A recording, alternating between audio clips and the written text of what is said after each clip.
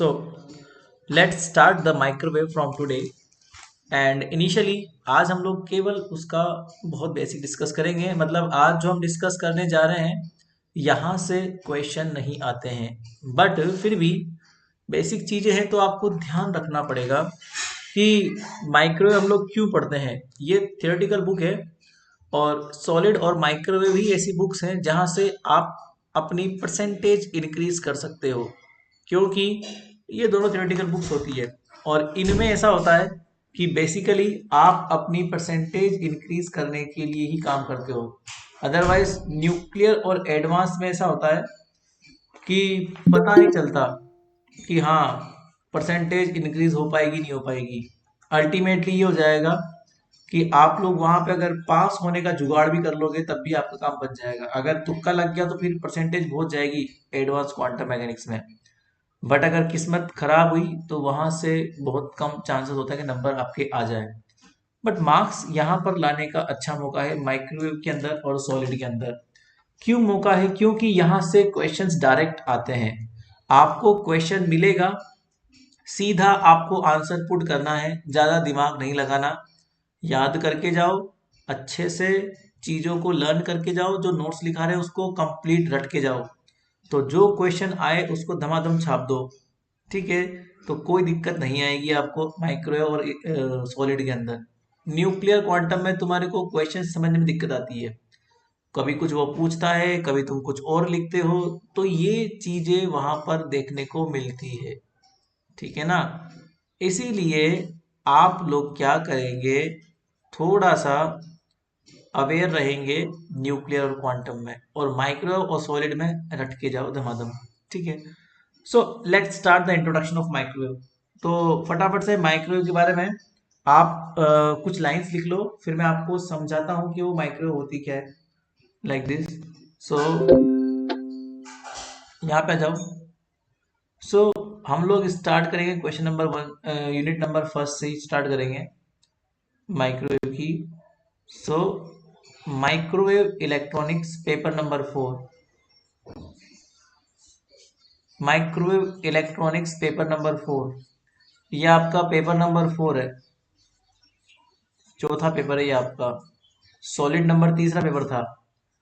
और अब हम इसकी यूनिट नंबर 1 पढ़ने जा रहे हैं। यूनिट नंबर 1 का नाम है वेव गाइड। जो माइक्रोवेव को गाइड करेगी उसे वेव गाइड बोलते हैं, क्योंकि माइक्रोवेव हर जगह प्रोपोगेट नहीं हो सकती, उसे गाइडेंस की नीड होती है। वो गाइडेंस की नीड ही उसको अलग तरीके से बनाती है, तो वो वेव गाइड कहलाती है बेसिकली। तो वेव गाइड को पढ़ेंगे हम लोग आज, यहीं से इंट्रोडक्शन करेंगे। बट वेव गाइड तक जाने से पहले केवल और केवल मैं आपको आज माइक्रोवेव ही पढ़ाऊंगा, केवल मात्र माइक्रोवेव, क्योंकि आज पहली क्लास है माइक्रोवेव की, इसलिए हम वो स्टार्ट नहीं करेंगे जो एग्जाम में आता है।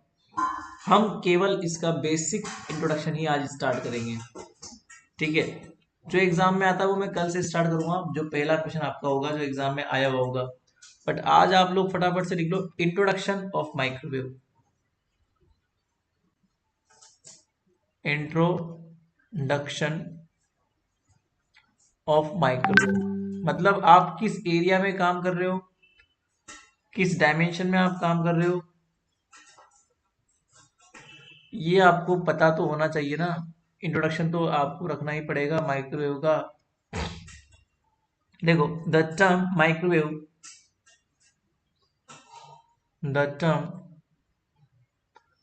माइक्रोवेव लिखते रहो हाथों हाथ, फिर समझा देंगे एक साथ। Is used to design, is used to design electromagnetic oscillations, electromagnetic oscillations।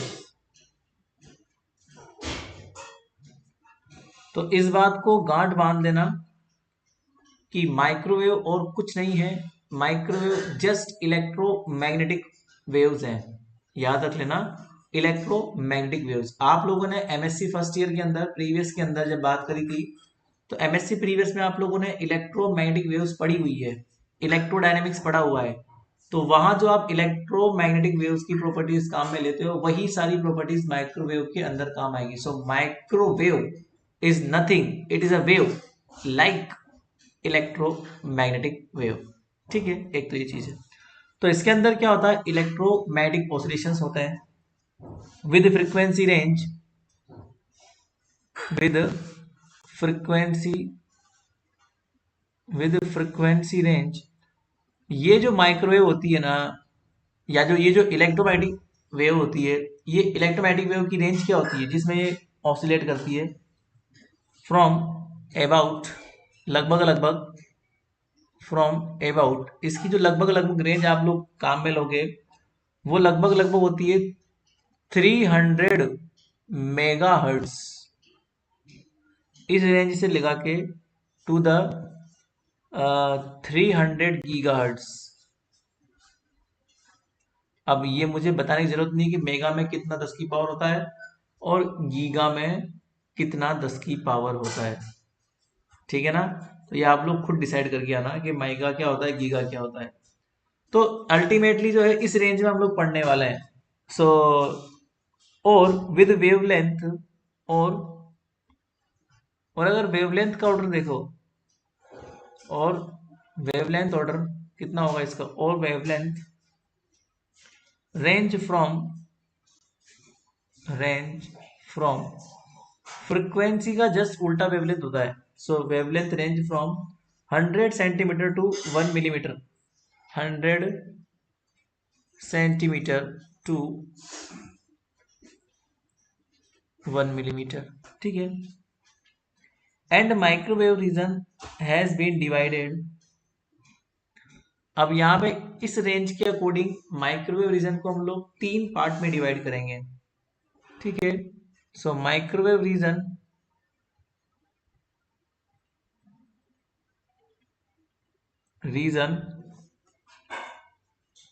has been divided into 3 parts, has been divided, microwave region has been divided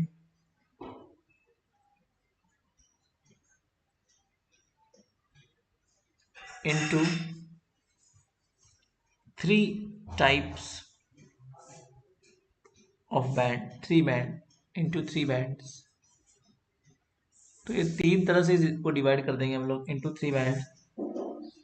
और वो कौन कौन से होंगे, namely ultra short wave, namely उनके नाम क्या क्या होंगे, namely ultra short wave, super short wave, super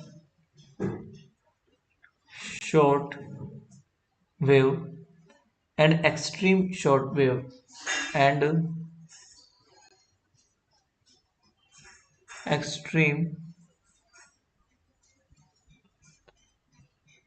short wave। तो ये 3 तरह के रीजन में हम लोग बात करेंगे। तो आई थिंक आपको माइक्रोवेव समझ में आ गई होगी कि माइक्रोवेव क्या है, सिंपली इलेक्ट्रोमैग्नेटिक वेव है। पहली बात तो ये। दूसरी बात ये है कि ये इस रेंज में काम करेगी जो रेंज मैंने आपको लिखा है, और हम लोग इसी रेंज में पढ़ने वाले हैं माइक्रोवेव को। और वो रेंज को हम लोगों ने 3 पार्ट में डिवाइड किया है, उनके नाम आपके सामने हैं। अब बात करते हैं माइक्रोवेव एप्लीकेशंस की। हम लोग माइक्रोवेव क्यों पढ़ते हैं, माइक्रोवेव क्यों काम में लेते हैं, आपकी जिंदगी में माइक्रोवेव का क्या उपयोग है, क्योंकि एक नया सब्जेक्ट है तो इसको पढ़ने के पीछे उद्देश्य क्या है। सो हेडिंग दो, माइक्रोवेव एप्लीकेशंस।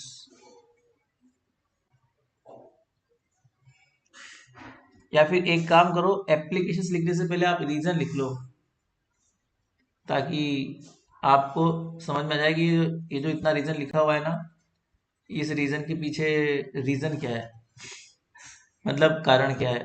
तो ये रीजंस जो होते हैं इनको एक बार लिख लो तो सही रहेगा। Microwave reasons. तो इसको थोड़ा और अच्छे से देखते हैं कि अलग अलग रीजंस कैसे कैसे होते हैं। ठीक है ना। तो साथ साथ लिखते रहो मेरे। नंबर एक फ्रीक्वेंसी रेंज, यहाँ पर तो लिख दो फ्रीक्वेंसी रेंज, एक टेबल टाइप बन जाएगी। हालांकि ये कोई काम की नहीं है, आता नहीं है क्वेश्चन। हेडिंग में एक और नाम दो, frequency range and band designation. किस तरह से बैंड को डिजाइन करोगे। बैंड में तो समझते हो ना क्या होता है। नंबर ऑफ स्पेक्ट्रल लाइंस को हम क्या बोलते हैं, बैंड बोलते हैं। बैंड डिजाइनेशन,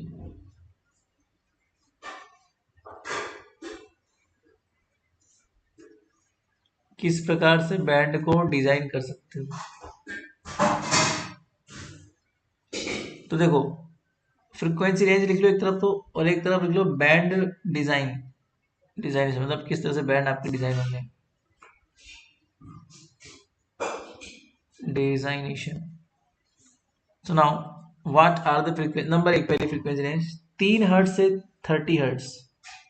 यहां तक तो कोई ढंग की माइक्रोवेव काम ही नहीं करती है। तो पहली रेंज जो आपके पास लिखी हुई है ना, वो है 3 हर्ट्ज टू 30 हर्ट्ज। इस रीजन में कोई माइक्रोवेव काम नहीं करती है। ये रीजन होता है अल्ट्रा लो फ्रिक्वेंसी, बहुत कम फ्रिक्वेंसी है। इसका नाम क्या है, अल्ट्रा, या फिर इसमें जो बैंड डिजाइन होता है वो क्या होता है, अल्ट्रा लो फ्रिक्वेंसी। शॉर्ट में इसे बोलते हैं UFL। नंबर दूसरा band 30 hertz to 300 hertz. 30 hertz to 300 hertz, इस रेंज को हम बोलते हैं extra low frequency. Extra low frequency, तो एक्स्ट्रा लो फ्रिक्वेंसी, ठीक है। नंबर तीसरा 300 hertz to 1000 hertz. 300 hertz to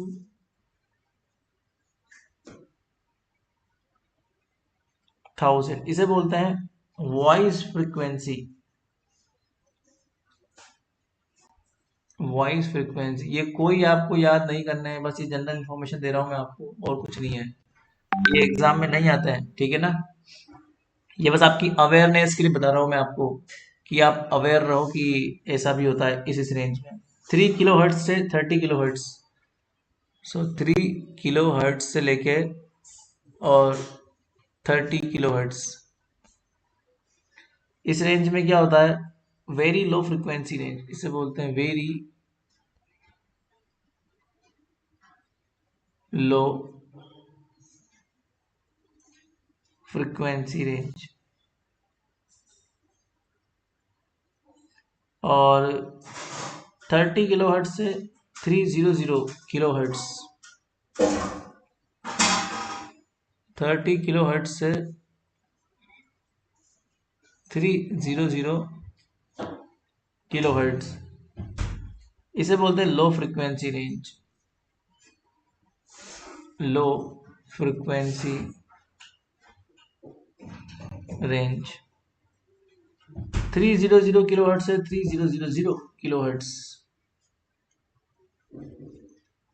300 kilo hertz से 300 किलो हर्ट्ज, इसे क्या बोलते हैं, medium frequency range. Medium frequency range बोल सकते हो आप इसे। एंड नंबर 7, अब इसके बाद अगर एक जीरो लगा जाए तो फिर समस्या, क्योंकि 300 को हम क्या बोलते हैं, मेगा बोल सकते हैं। तो ये 3000 लिखने की जगह आप एक काम करेंगे, मेगा लिख देंगे तब भी चलेगा, ठीक है ना। तो मैं इसको मेगा लिखता हूँ। तो 3 मेगा हर्ट्ज एक ही बात है, 3000 किलो हर्ट्ज और 3 मेगा हर्ट्ज एक ही बात है। इससे लेके आप कहाँ जाओगे, 30 मेगा हर्ट्ज तक जाओगे। तो इसको बोलते हैं high frequency, high frequency range, ठीक है। इसके बाद में अगर मैं 30 मेगाहर्ट्ज से लेके कहाँ जाऊंगा, और 300 मेगाहर्ट्ज पे जाऊंगा,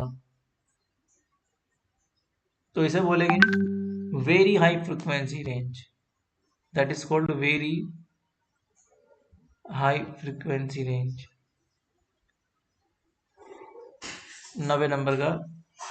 अब आप एक काम करेंगे, 300 मेगाहर्ट्ज से लेके और कहाँ जाएंगे, 3000 मेगाहर्ट्ज। ठीक है, इसे बोलेंगे ultra high frequency range. That is called ultra high frequency range. Ultra. अब माइक्रोवेव रीजन की बात आ रही, धीरे धीरे हम लोग माइक्रोवेव तक आ गए। अब अल्ट्रा हाई फ्रिक्वेंसी रेंज।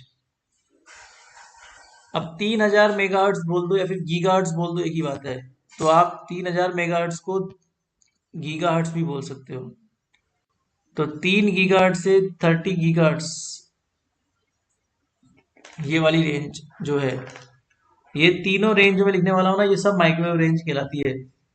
और नंबर 11 में जो होती है ना, 300 गीगाहर्ट्ज से लेके और 300 गीगाहर्ट्ज, ये माइक्रोवेव रेंज होती है। इस रेंज को बोलते हैं एक्सट्रीम हाई फ्रिक्वेंसी रेंज। ये तो होती है यूएचएफ, और ये एक्सट्रीम हाई फ्रिक्वेंसी रेंज होती है, एक्सट्रीम हाई फ्रिक्वेंसी। और इसे बोलते हैं इंफ्रारेड रीजन, क्योंकि माइक्रोवेव के बाद में इंफ्रारेड भी आता है, तो इंफ्रा रेड रीजन बोल सकते हो आप इसको। तो ये हमारे पास कुछ रीजंस हैं जहां पर हम लोग माइक्रोवेव के आसपास स्टडी करेंगे। इनमें से लास्ट 3 रीजंस के अंदर हम लोग काम करने वाला है माइक्रोवेव इलेक्ट्रॉनिक्स के अंदर। तो इस रेंज को आप लोग ध्यान रखें, आप लोग कहाँ पर काम कर रहे हो, और ये बाकी ऊपर की लो फ्रिक्वेंसी हमारे कोई काम की नहीं है। ठीक है, चलिए अब इस बैंड स्ट्रक्चर को पढ़ने के बाद में अब हम बात करते हैं एप्लीकेशंस की, और ये देखते हैं कि माइक्रोवेव कहाँ कहाँ यूज में आती है, जिसकी वजह से आप माइक्रोवेव पढ़ने जा रहे हो। सो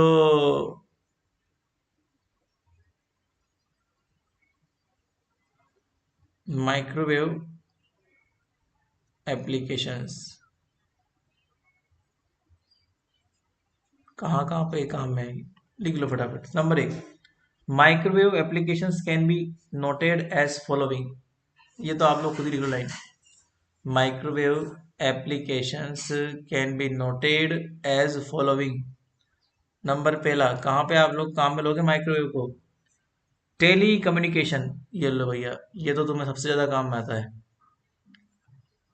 तुम जो मोबाइल काम में लेते हो, जो तुम लोग इंटरनेट काम में लेते हो, जो तुम लोग टीवी देखते हो, जो रेलवे होती है जो कम्युनिकेट करती है अपनी रेलवे गाड़ी, तो ये क्यों करती, कैसे कर पाती है, क्योंकि अपने आसपास माइक्रोवेव्स का जाल बिछा हुआ है।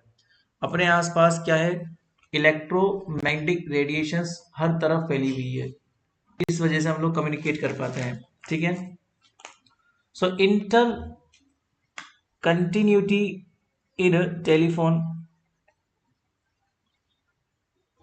Inter communication,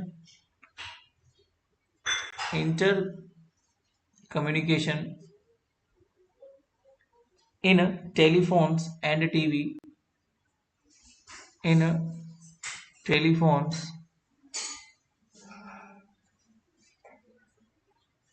and television, space communication, space communication,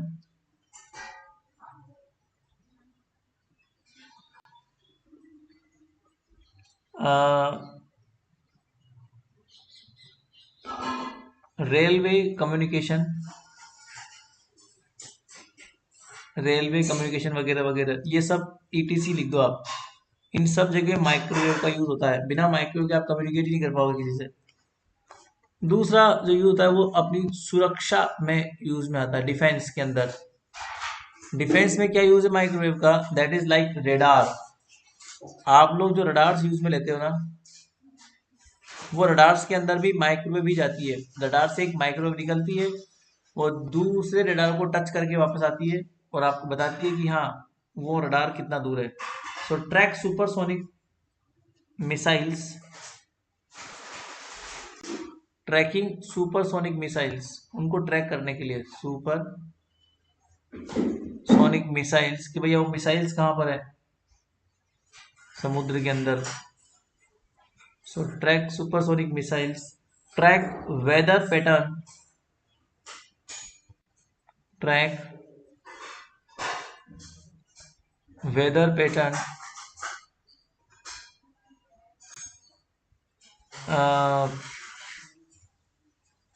air traffic control, ये सब चीज़ें माइक्रोवेव से कंट्रोल होती है। जो एरोप्लेन वगैरह होते हैं ना, वो कहाँ पे कितने जगह अवेलेबल, आप देख तो पाओगे नहीं एरोप्लेन्स को, तो आप माइक्रोवेव सेंड करते हो उनकी तरफ, फिर वो माइक्रोवेव वहां पे टच करके वापस आपके पास आती है, तो बताती है कि वो एरोप्लेन कहाँ पर है। तो कंट्रोल स्पीड डिटेक्टर, जैसे आप अभी मान लो जेएलएन पे चल रहे हो, वहां पे लगा होता है ना स्पीड, आपकी स्पीड कितनी है वो नाप लेता है। तो कैसे नापता है वो स्पीड, वो एक माइक्रोवेव छोड़ता है और वो माइक्रोवेव आपके ऊपर रिफ्लेक्ट होके वापस उस पर जाती है, तो टाइमिंग नोट कर लेता है कि कितनी देर में आप माइक्रोवेव को रिफ्लेक्ट कर पा रहे हो। दैट मीन्स वो आपकी स्पीड इस तरह से नाप लेता है। सो स्पीड डिटेक्टर, वहां भी माइक्रोवेव का यूज होता है स्पीड डिटेक्टर के अंदर। जेएलएन के ऊपर जो लगा हुआ है ना, तो आप देखना उसके ऊपर से माइक्रोवेव आपके ऊपर लगातार गिरती हुई आती रहती है। माइक्रोवेव हर जगह होती है वैसे तो। नंबर तीसरा, और कहाँ पे यूज आएगा माइक्रोवेव का, commercial and industrial applications. Commercial मतलब उद्योग में भी यूज में आता है ये, commercial and industrial, industrial application used,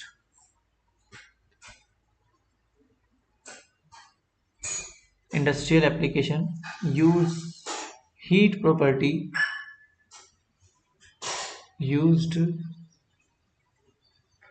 heat property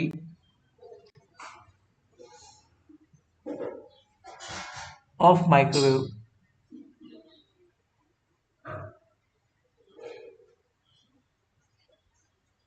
देखो कैसे कैसे काम में आएगा। नंबर एक,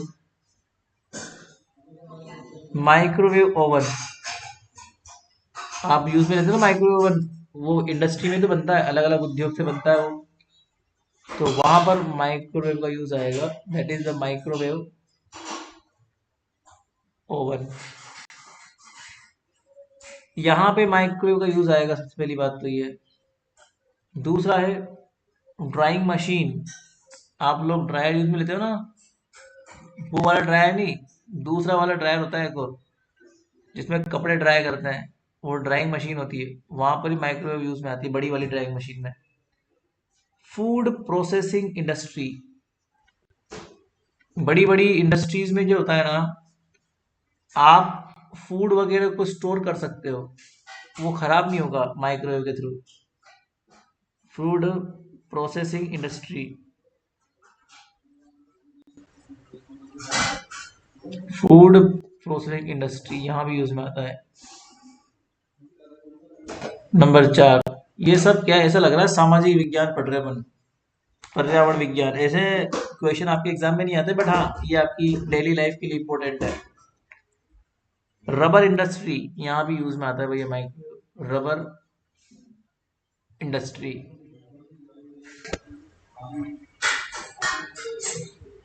नंबर पांच, कहाँ कहाँ और यूज में आएगा, like biochemical applications,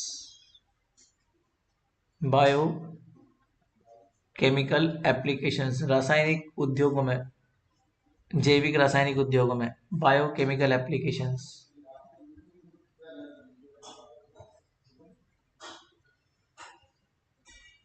power transmission,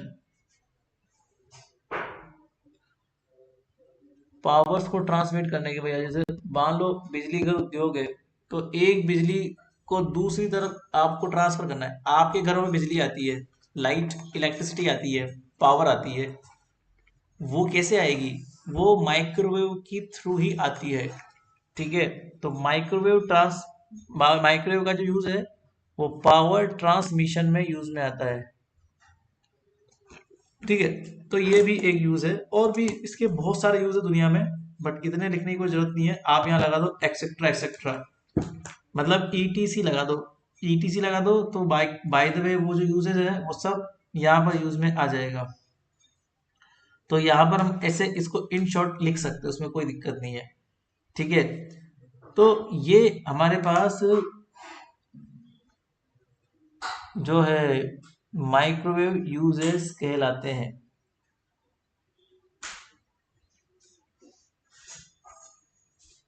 okay, ये था माइक्रोवेव का बेसिक, और तो इसके अलावा कुछ नहीं है। अब इसके अलावा हम लोग वो पढ़ेंगे जो आपके एग्जाम में क्वेश्चन आया हुआ है। एक बार तो आया हुआ है वो क्वेश्चन, फ्रिक्वेंटली नहीं आता, वो एक अलग चीज है। बाकी ये श्योर है कि वो एक बार तो आपके एग्जाम में आया था।